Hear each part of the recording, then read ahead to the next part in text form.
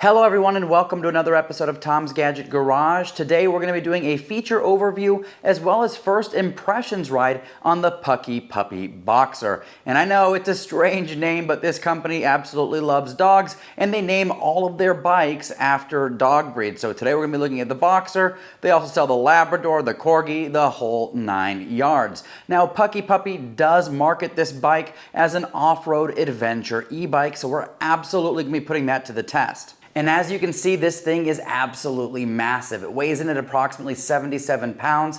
It's got 26 by 4 inch fat tires as well as a full suspension. So over the next few weeks, we're going to be testing out that adventurous spirit by taking this bike out on trail rides, hill climb tests, range tests. We're going to do it all, then we're going to bring it all together in a comprehensive end-to-end review. But for today, we're going to go ahead and look at the features of this bike as well as take it out on that first impressions ride. So without further delay, let's jump into the details. All right, so taking a closer look at some of the features of this bike, first thing you probably notice is the paint scheme. This is a blue color, but good news is you have a choice of colors to choose from, including camo. Next thing to call out are going to be the large tires on this bike. They are 26 by 4 inch fat tires and they do have knobby tread, which is perfect for riding off the beaten path. Now if we work our way towards the back of the bike here, you'll see in the rear we've got a 750 watt hub motor, and that is capable of cranking out upwards of 960 watts of power, and this is a 48 volt system. Here we've got our typical 7-speed gear set, and it does use a Shimano tourney derailleur, which is pretty typical in bikes in this price range. Right here you'll notice that we've got a pivot point for our suspension. As I mentioned, this is a full suspension e-bike, so we'll be taking a closer look at some of those components in a moment. As we work our way up, you'll see we've got some mounting points for some accessories like a rear rack, which you can get from their website. And one thing that you've probably already noticed is there's no fenders on this bike, so it doesn't come with fenders. However, if you want fenders, they do sell them on their website. Now working our way forward, you will see we've got our chain ring as well as 170 millimeter cranks, and then here we've got pretty typical plastic pedals, so we'll see how these do on our trail rides. Over here we've got our mid-mounted rear suspension. This is going to be a coil spring in a canister, and then of course we've got all of our pivot points, so we'll definitely see how the geometry of the suspension works out in terms of comfort. Now one thing I do recommend is there are a lot of pivot points here, so you're definitely going to want to add some lubrication so you don't get any kind of squeaking. Over here we've got our adjustable seat post, which is great because this bike will accommodate riders of various heights, and as we work our way up you'll see we've got quite the comfortable looking seat. We'll definitely put that to the test, but it's got a lot of cushion, and as you can see on the underside here it does have some suspension in the seat, and then you've got some adjustability here so you can adjust the angle of the seat as well as move it forward or back. Just below that we do have our tail light assembly. So this is just a tail light, it's not a brake light, and it is powered by its own battery, so it's not actually wired in. So that's one thing you're gonna have to do is keep the battery charged as well as that tail light charged, but it looks like it's got a pretty sizable battery in there. And then of course it's got multiple functions, which we'll look at later on in the video. Working our way forward, you will see that this has got a very big frame. You can see how it is size-wise in comparison to my hand. And inside of this frame is our battery. And the battery that comes with this bike is a 48 volt, 20 amp hour battery. So it is huge. It's got 960 watt hours of capacity, which Puckipuppy does say should take you up to 80 miles of theoretical range, which of course we'll be putting that to the test. Here with the battery you do have a safety lever mechanism there so that when you use the key to unlock it, which we'll look at on the other side, this thing won't just fall out on you. And another thing to call out about that battery is Puckipuppy does say it is UL certified. Also on the frame here we've got some mounting points for a water bottle holder or some other accessories. Over here we've got the exit point for some internally routed wires, which is really nice because it does give the bike a very clean look.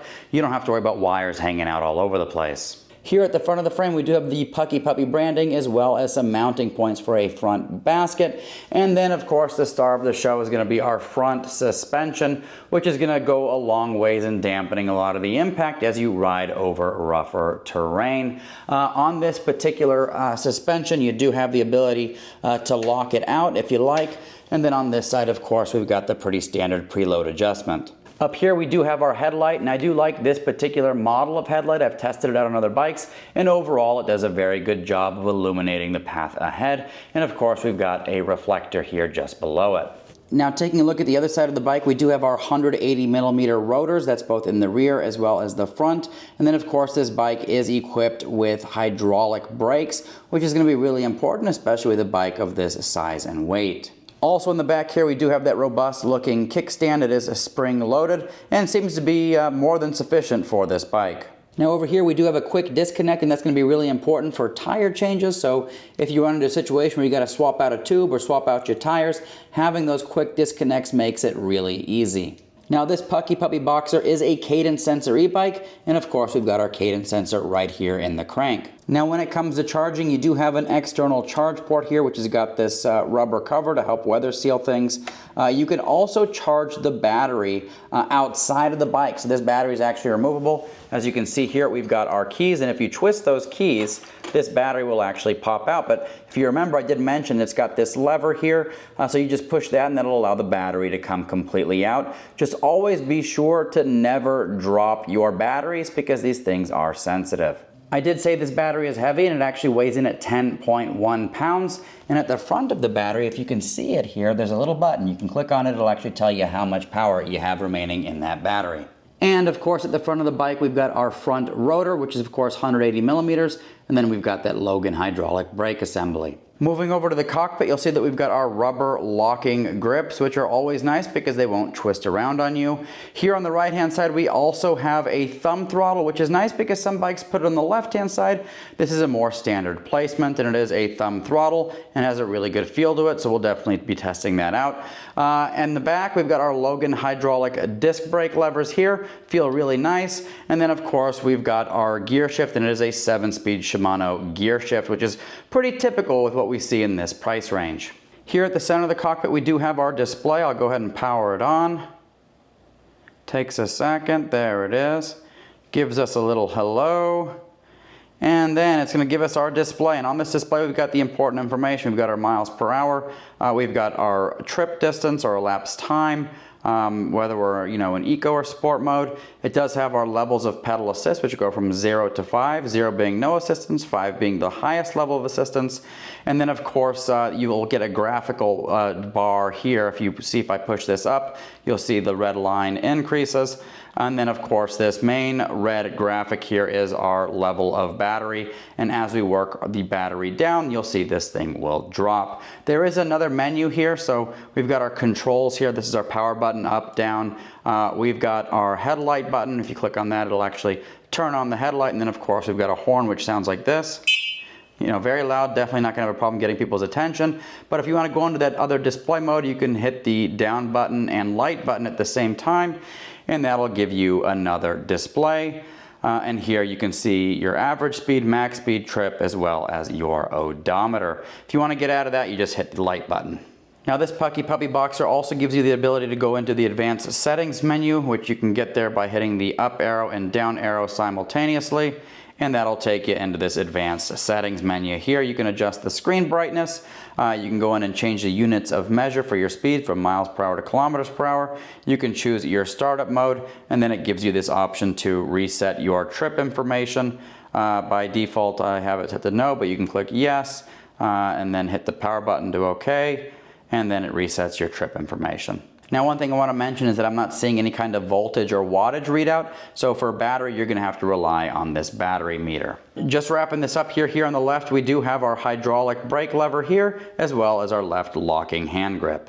As I mentioned before, this bike does not come with fenders, but if fenders are something that you need, you can absolutely pick them up on their website, and this is what that fender kit looks like. In terms of top speed, Puckipuppy does say this bike will go upwards of 28 miles an hour. So Class 2 e-bike mode, it'll take up to 20 miles an hour, both pedal assist as well as throttle only. But in Class 3 mode, you can actually go up to 28 miles an hour in pedal assist mode. Another awesome thing to mention about this bike is it does support loads up to 400 pounds. So if you get their optional racks, or if you're a heavier rider or you're carrying a lot of gear, this thing can absolutely support the weight.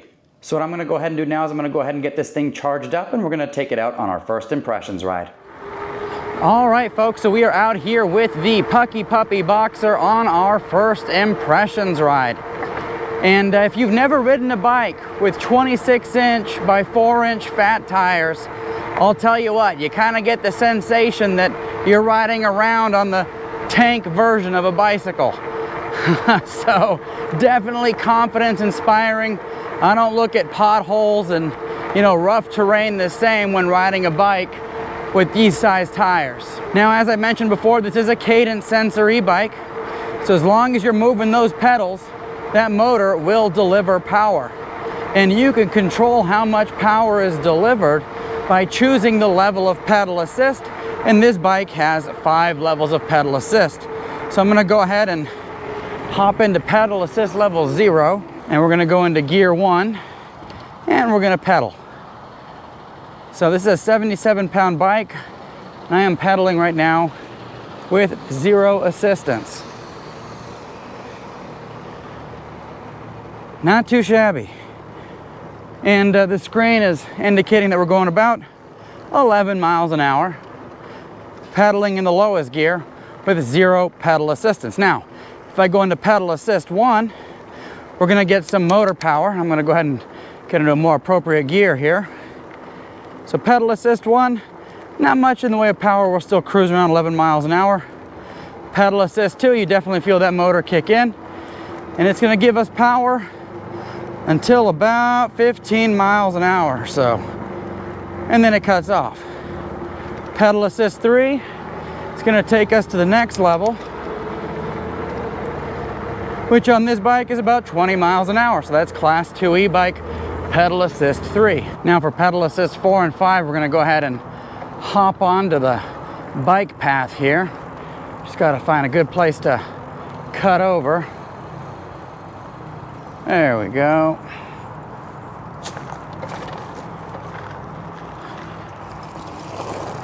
Okay. And we are clear. And going into pedal assist 4, go ahead and pedal away here. Looks like 25, 26 miles an hour. Let's pedal harder. About 25, 26. And pedal assist 5.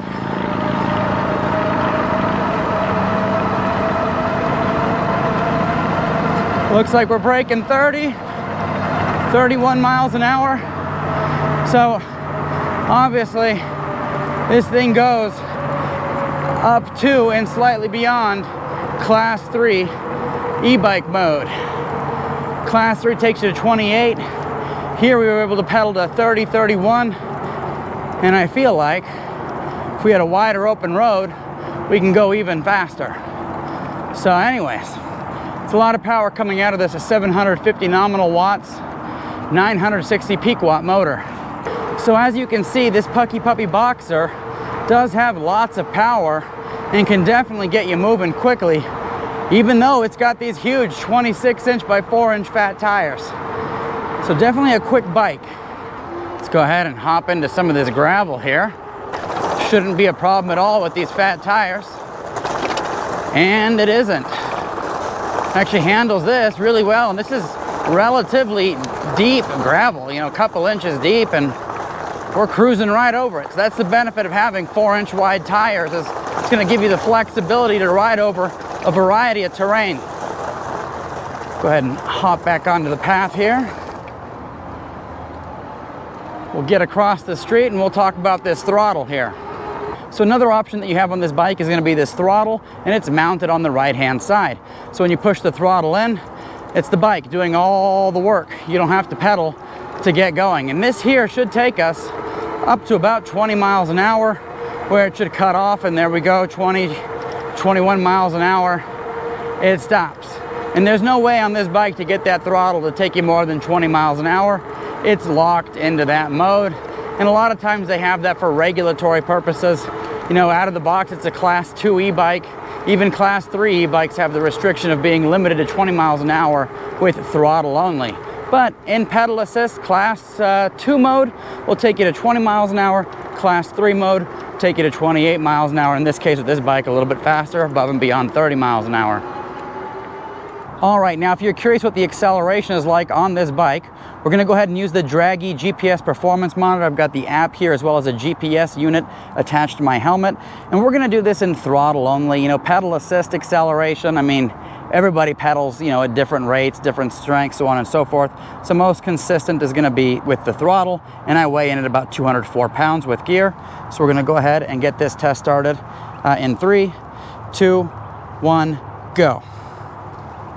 Okay, off to a little bit of a slow start, but it's picking up speed now. 12, 13, 14, 15, 16, 17, 18, 19, 20, and the motor kicked off, and I'm looking at about 19.7 on GPS right now. So we're gonna go ahead and slow down and see how we did.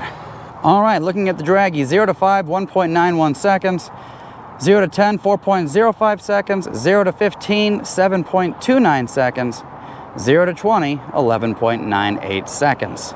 So there you have it. Given that this is a 77-pound bike with 26-inch by 4-inch fat tires, those are pretty respectable numbers. And so the beginning might be slow, but it does get going once you get past about 6-7 miles an hour. Now this bike does come equipped with hydraulic brakes, as it should, given its size and weight. And it's equipped with Logan brakes, and it's got 180 millimeter discs both in the front as well as the rear. So we're gonna go ahead and test those brakes in 3, 2, 1, go. Oh yeah, those are very solid brakes. We're gonna go ahead and try that one more time. We'll get up to 20 miles an hour, and we're gonna hit those brakes right about 3, 2, 1, now.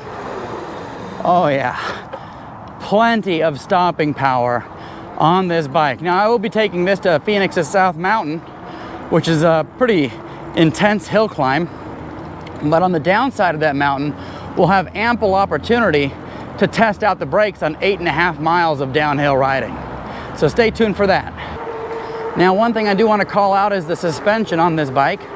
It is very bouncy. I got plenty of travel in that front fork, and most importantly for me, this kind of mid-mounted rear shock, it's a coil spring, actually has a lot of travel. It's very cushiony. So that's always good, because I know there are some budget-friendly e-bikes out there that have got strange rear shock geometry, which sometimes makes you question the effectiveness of it.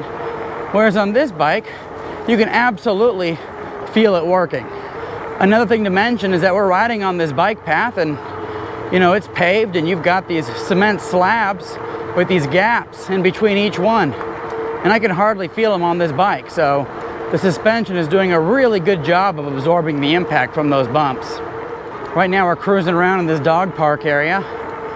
Little trail around the water feature out there, and then they've got a little hill, which will give us a little opportunity to test out the hill climbability here. Obviously, it's a mild hill. We'll be doing the real hill climb test when we head over to South Mountain with this bike. Let's see if we can take this tight turn on this gigantic bike.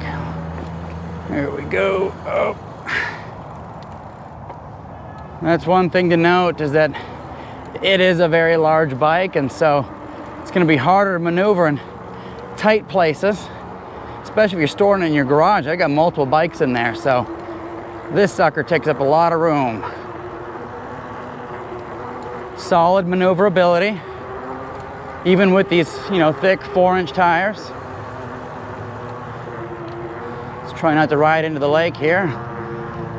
Speaking of which, this bike doesn't have a posted water resistance rating. So some bikes have IP ratings, which give you an idea of what the water and dust ingress protection is. So there isn't one stated on here. So hopefully in the future they can go through that certification. We can get an idea of what kind of conditions we can ride in. All right, little tight turn here, and another one.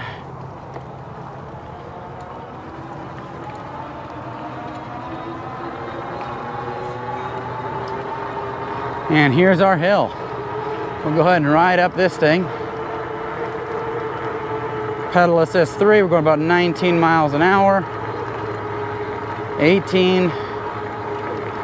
Maintain about 18.6, 18.7 miles an hour, which is approximately 18 on GPS. So this screen is relatively accurate. I think probably within about a mile, 1.5 miles in terms of speed, mile an hour variance there. Go over this overpass. It's going to be a little noisy.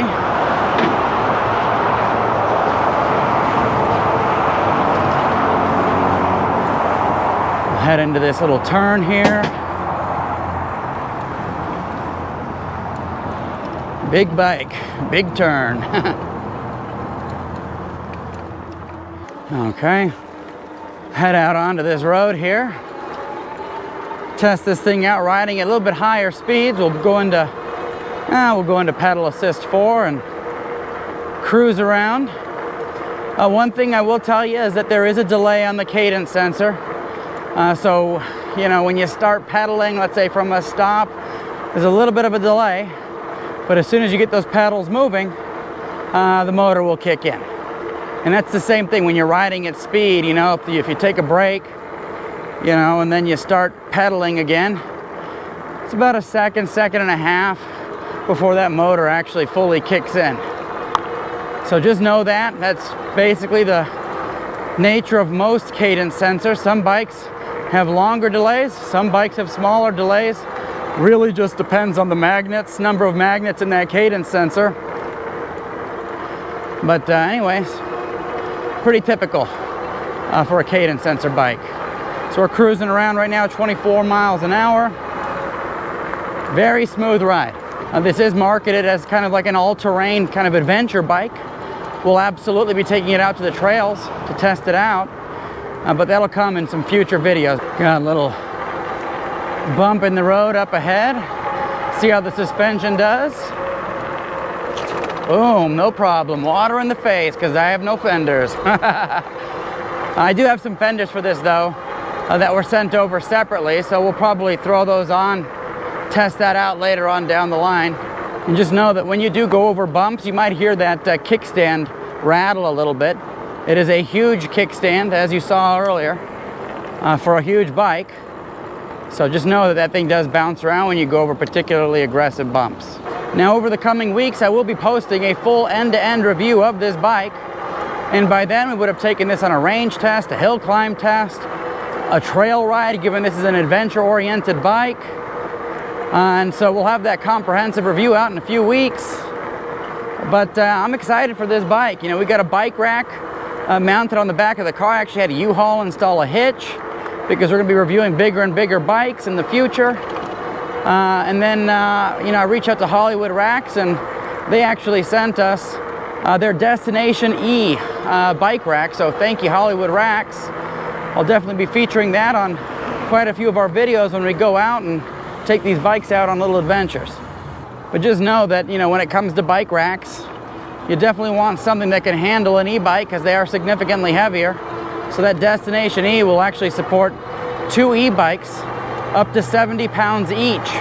Now, this bike does weigh 77 pounds, but it's also got something like a 10-pound battery. So when you remove that, it's perfect. You put a couple of these on the bike rack and head out to the trails. So right now, pedal assist 4, we got a little bit of ghost pedaling here at about 24 miles an hour. So I'm struggling to keep up. Now I can pedal faster, you know, and that'll take us faster. But just know that, you know, you will have ghost pedaling. So if you want to hit those 28 mile an hour speeds, you're going to have to put more effort into it and get those pedals spinning a lot quicker. If you're curious what the range is on this bike, Puckipuppy does state that it'll get upwards of 80 miles of range. Keep in mind that is a theoretical value, assuming that you're riding around in the slowest level of pedal assist on flat ground, usually with a rider between 165 and 180 pounds on a windless day, minimum stop and go, 77 degrees Fahrenheit outside. So very controlled conditions, basically treadmill conditions. Real world range is going to be highly dependent upon your riding conditions. So we'll do that range test, but on paper they claim 80 miles. Now, with that being said, it does have a rather large battery. It's a 48 volt system and it's got a 20 amp hour battery. So that's 960 watt hours of capacity. Now, with any of these bikes with these large tires, you know, 26 inch by 4 inch tires, you know, they're going to be a little slower to respond than a bike with smaller tires. So just know that. They're not going to be as nimble as, you know, a bike with, you know, 20 by 3 inch fat tires. These big fat tires are a little less nimble, but given the size and weight of the bike, it's plenty maneuverable. We'll definitely be testing out maneuverability when we take it out onto the trails, which you'll see in that full end-to-end review. One thing I noticed with this bike, when you're in throttle only mode, it'll get to, you know, its top speed, and then it lays off the power. Then it picks up power again, then it lays off the power. Picks up power again, lays off the power. So you'll see some kind of modulation there with the motor at top speed. So it's trying to maintain that, but there's a little bit of a delay in there, so you get kind of that push-pull effect. It's nothing major, it doesn't bother me, but it's just something to call out. But anyways, you know, looking at Garmin GPS, it says we're doing about 20.7. We're actually doing 19.6 miles an hour.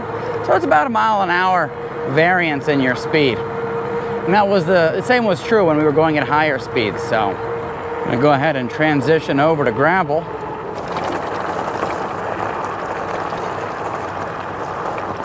And as you can see, it handles this gravel very well.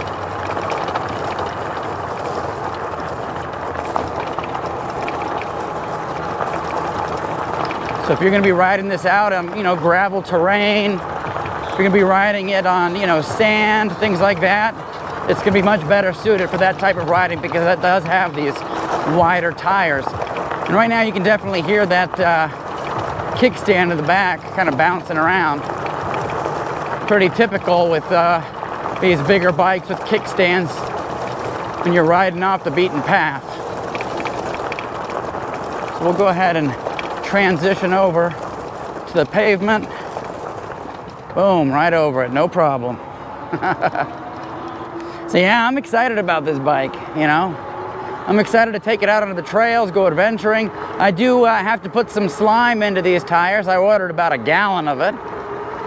That way we avoid some flats, because there's nothing more unfortunate than having to replace a tire out on the trail. Now, if you're curious what the lighting on this bike looks like, there is the headlight in action there.